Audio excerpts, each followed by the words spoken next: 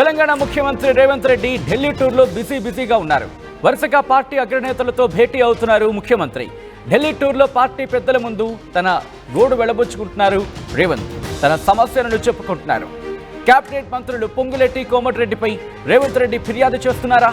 ఇదే అంశానికి సంబంధించి పెద్ద ఎత్తున చర్చ జరుగుతోంది. పార్టీలో జరుగుతున్న పరిణామాలపై ఫిర్యాదు చేస్తున్నట్టుగా తెలుస్తోంది. తాజాగా ఎమ్మెల్యేల రహస్య భేటీ పైన కూడా అధిష్టానం ఆరా తీసింది.